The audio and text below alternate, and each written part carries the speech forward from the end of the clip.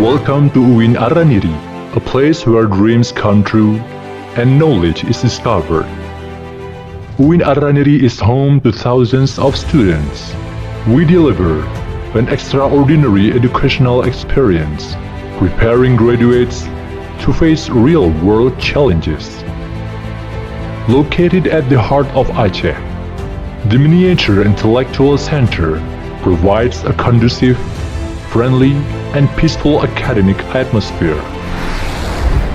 Assalamualaikum warahmatullahi wabarakatuh. Yang terhormat dosen penguji UKIP PPG dan jabatan 41 tahun 2025. Perkenalkan, nama saya Yusbaida SPDI selaku seorang guru di Misdajo Kelurahan Tarantu Kecamatan Herlang Kabupaten Bulukumba, Provinsi Sulawesi Selatan, sekaligus mahasiswa PPG dalam jabatan 41 tahun 2025 di LPTK UIN Araniri Banda Aceh.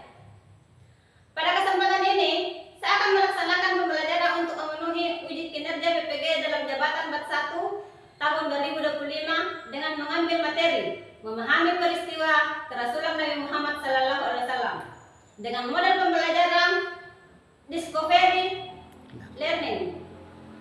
Saya melampirkan buku pendaftaran ini lebih jelas. Berikut video pembelajaran yang saya lakukan. Selamat menyaksikan. Assalamualaikum. Waalaikumsalam warahmatullahi wabarakatuh. Apa kabar anak-anakku sekalian? Alhamdulillah, luar biasa. Tetap semangat. Allahu Akbar. Siapa tidak hadir hari ini? Hadir semua. Alhamdulillah kalau hadir semua. Siapa ketua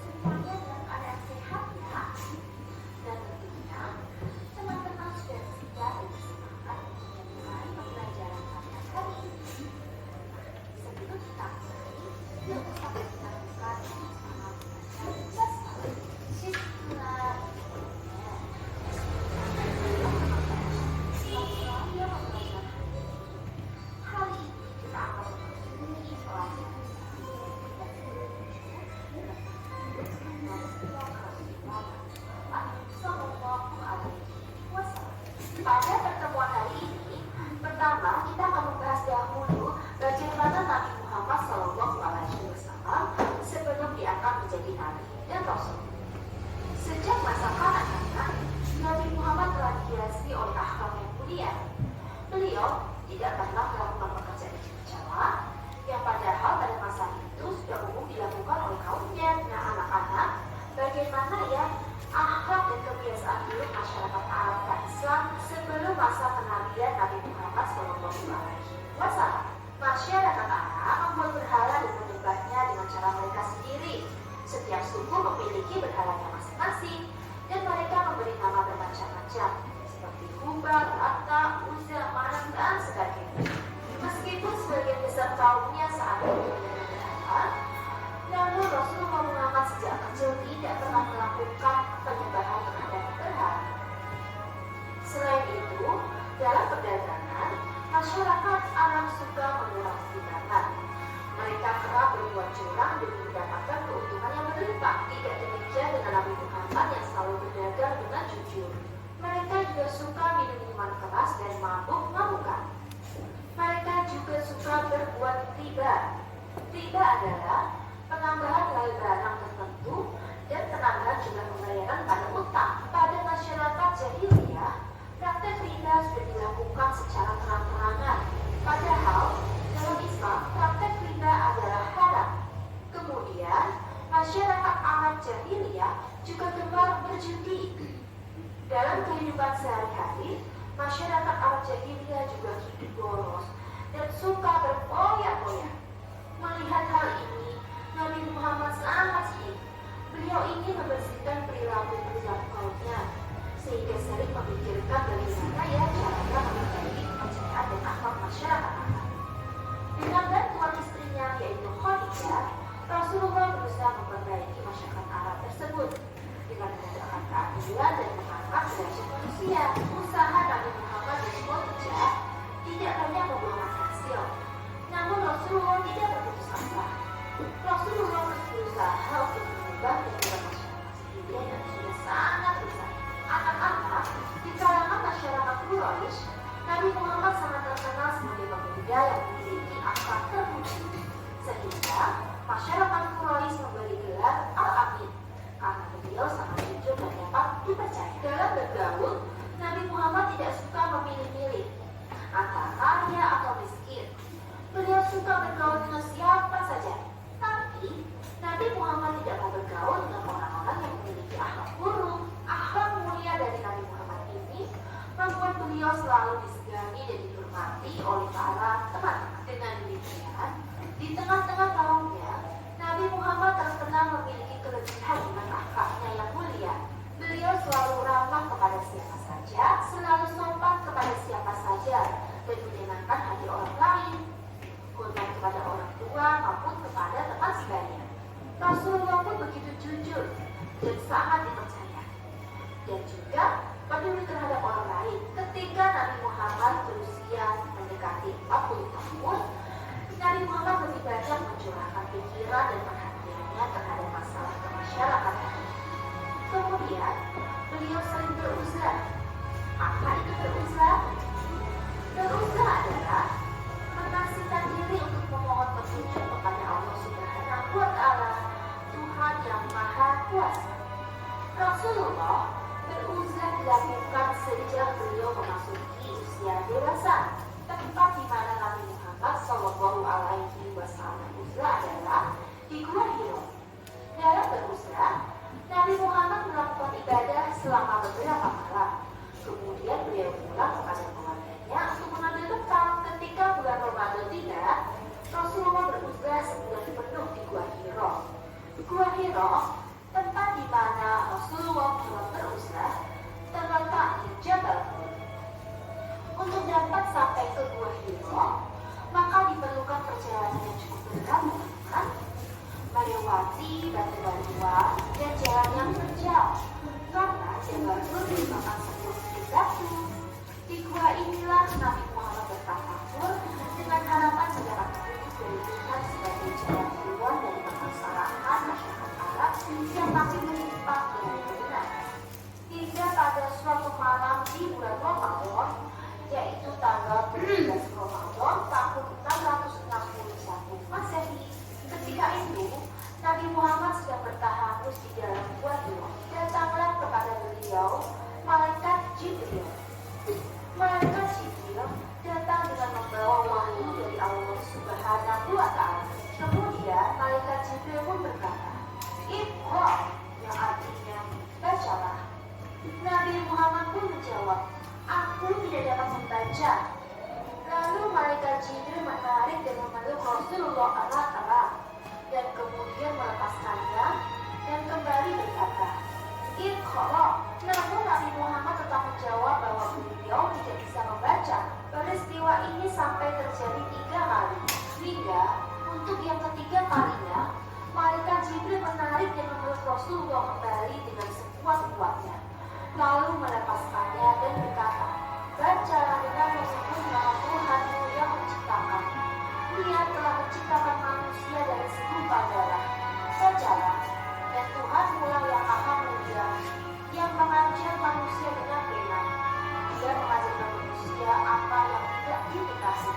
Nah, anak-anak, ini adalah wahyu yang pertama yang turun kepada Rasulullah.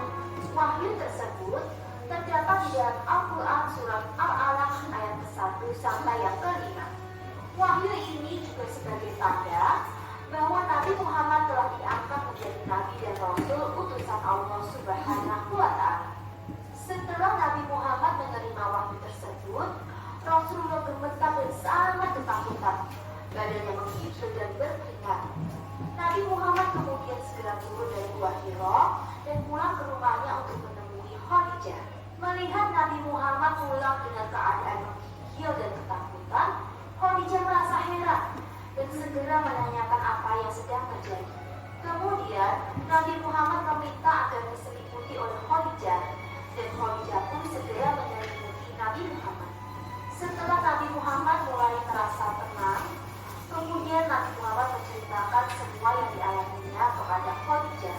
Mendengar cerita Nabi Muhammad, Khadijah segera berusaha menenangkan dan meyakinkan Nabi Muhammad bahwa Allah telah memilih dan mengangkat beliau menjadi utusannya untuk menyebarkan kebenaran kepada umat manusia. Untuk menenangkan hati Nabi Muhammad, Khadijah kemudian membawa Nabi Muhammad kepada pamannya yang bernama Waraqah bin Nawfal, yaitu seorang Nasrani dan ahli kitab yang terkemuka.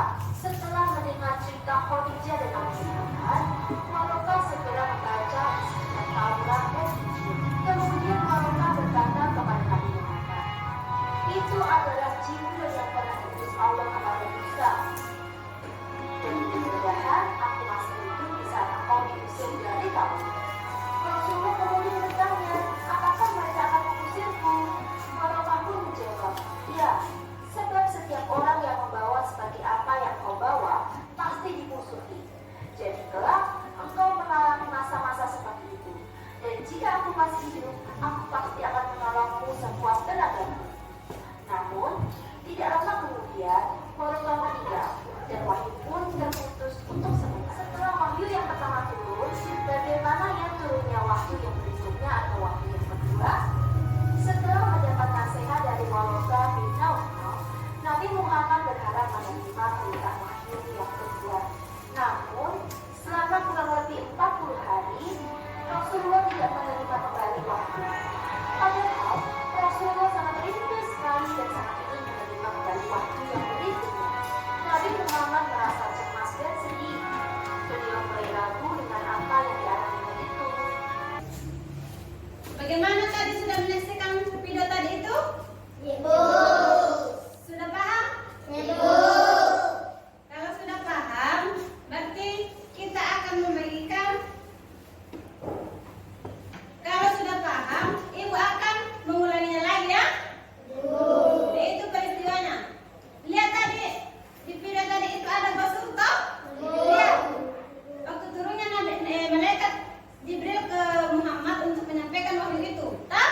Ibu. Nah, terus itu juga wahyu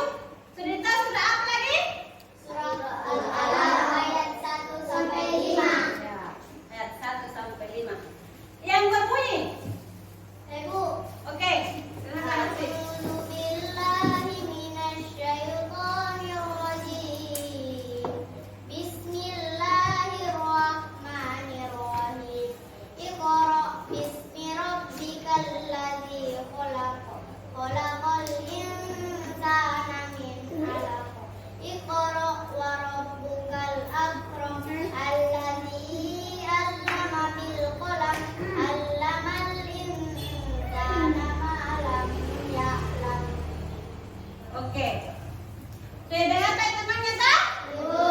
Terus artinya tadi ada di video tak? Ibu. Siapa yang mau mengulanginya? Dabu. Ya silakan.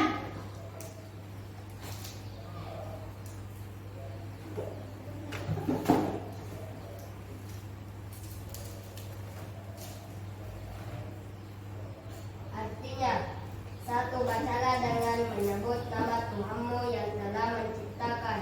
Dua, Dia telah menciptakan manusia dari segumpal darah. Tiga, bacalah dan Tuhanmu lah yang maha mulia. Empat, yang mengajar manusia dengan pena. Lima, Dia mengajarkan manusia apa yang tidak diketahuinya. Sudah paham semua? Ibu.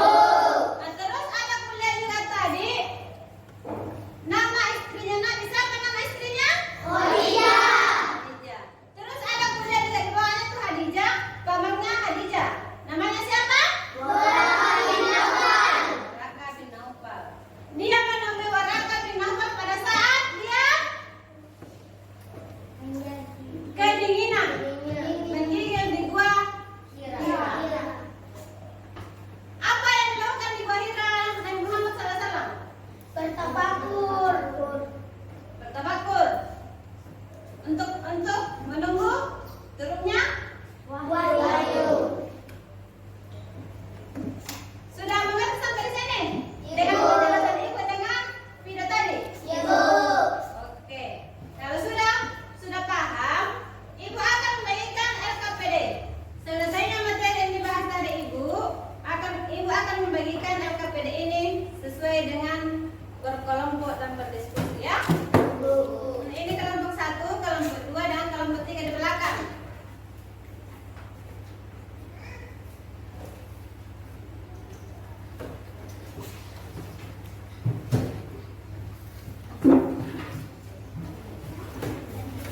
Harus dikerja secara berkelompok ya.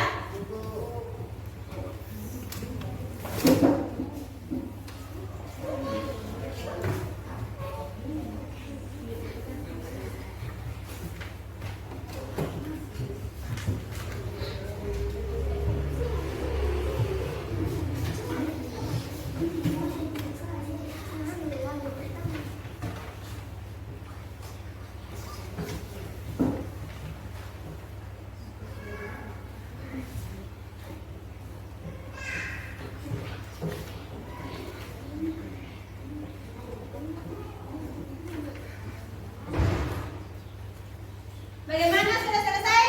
Ibu. Oke, itu. Kalau sudah selesai, Aidan bisa membacakan dengan sudah selesai kah? Ibu. Siapa yang bisa membacakan refleksinya? Setelah selesai diskusinya, siapa yang bisa mempresentasikan hasil diskusinya? Ibu. Oke, silakan. Kelompok 1.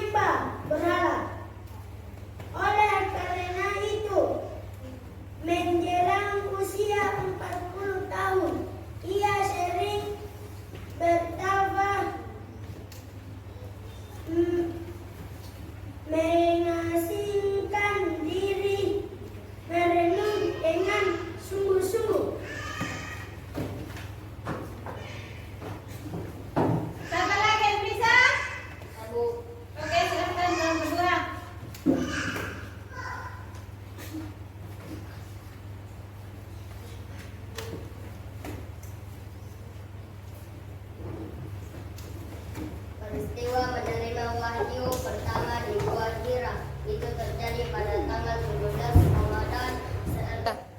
Peristiwa menerima wahyu pertama di Gua Hira itu terjadi pada tanggal 17 Ramadan 611 Masehi. Umat Islam diperintahkan untuk selalu mengingat peristiwa tersebut agar dapat mengambil hikmah yang terkandung dalam berupa Al-Quran kitab suci bagi umat Islam. Allah Subhanahu wa taala telah memilih dan mengangkat Nabi Muhammad SAW menjadi rasul utusannya untuk menyebarkan kebenaran pada umat manusia. Oke. Siapa yang mau bertanya sampai di sini? Ibu, Ya silakan lanjut. mengapa Nabi Muhammad SAW berdakwah secara sembunyi-sembunyi pada awal kerasulannya?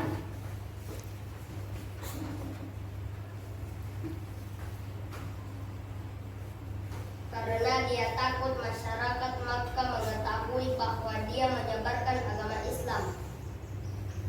Oke, bagaimana Jom? Sudah puas dengan jawabannya, Smi? Ibu, Yang lain bagaimana? Ibu, Udah, Smi. Ya. Sampai di sini. Kumpul dulu hasil diskusinya tadi, kumpul. Kumpul sama Ibu. Dikumpul dulu ya. Dikumpul dulu.